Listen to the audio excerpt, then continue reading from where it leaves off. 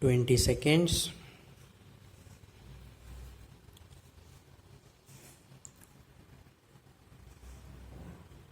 Be ready. 10 seconds.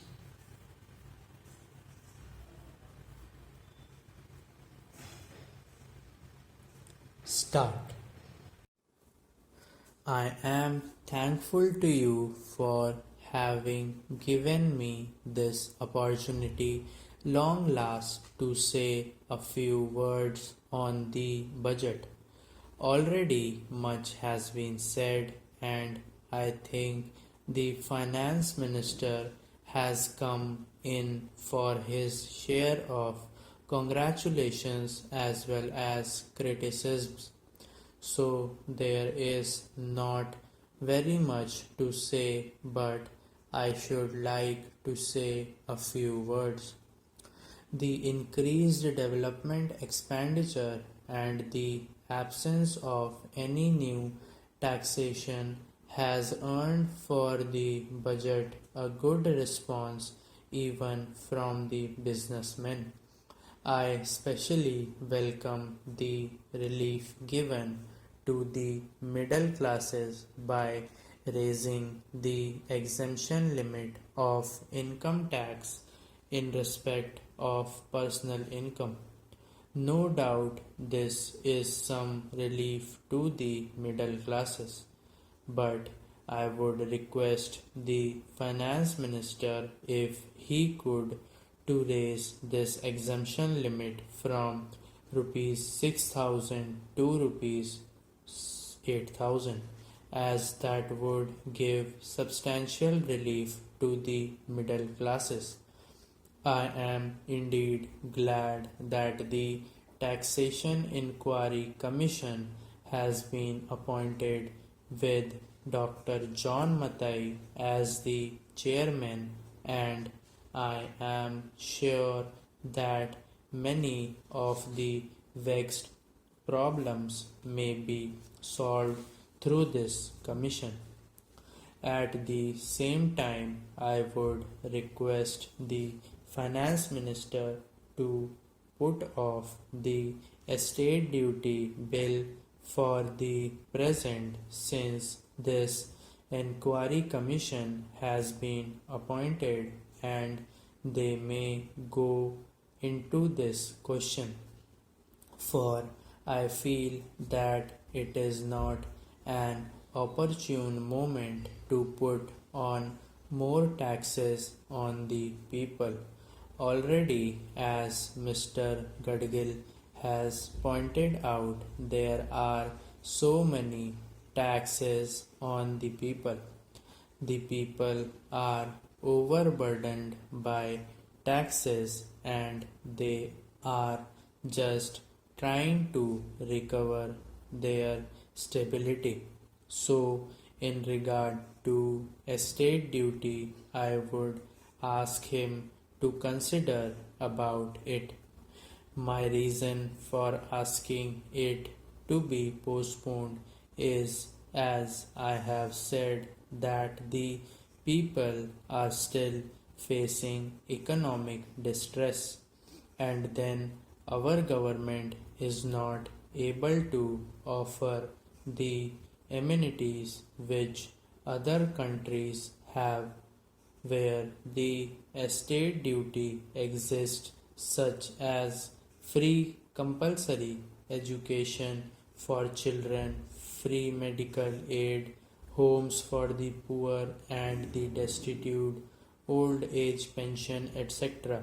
So, my humble suggestion is that this point may be considered by the Taxation Inquiry Commission. I agree that there is a brighter side of the picture, and that instead of continually harping on our poverty, we should also see the bright side. We are making encouraging progress towards laying the foundation of a welfare state. With the cooperation of all and the implementation of the 5-year plan, I am sure, sir, that we should be able to lay the foundations and fulfill the dreams of India. It is indeed encouraging to know from the finance minister that there is a tendency of lowering food prices all over the world, and in that case the prices in our country too would be lowered. Regarding defense, for obvious security reasons, I do not agree with my friends who say that the expenditure should be curtailed.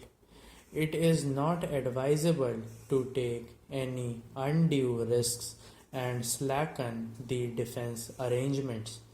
Instead, defense is one of our valuable assets, although strange to say, there seems to be adverse opinion in some quarters. I agree with what General Cariappa once said, that God and army are remembered only when there is trouble. The army consists of the most disciplined and loyal set of young men. It would not be proper to effect economy in the pay of these brave officers, as it would not be an incentive for the right type of young men to join the army, and it would become ineffective and inefficient. I believe already officers who were drawing rupees 1400 as their pay are now getting only rupees 700 and about rupees 100 as allowance. That is, they are getting about half of what they were getting before. It is very hard for those officers on field duty to establish separate establishments for their families and for their children, and I would specially appeal to the finance minister to see that the family allowances may be restored to those officers who are on field duty. Economy in army could be affected in other ways. There is scope for more efficient operation of defense industries, which process seems slow, and by purchase policy of utilizing goods and stores indigenously manufactured. Preference should be given to country-made war materials such as to be could be produced here, and they would be cheaper than foreign-made goods. I may also suggest that the armed forces who are not on field service or under any operational commitments could be utilized for giving military training to the youths in schools and colleges, which would teach discipline and loyalty.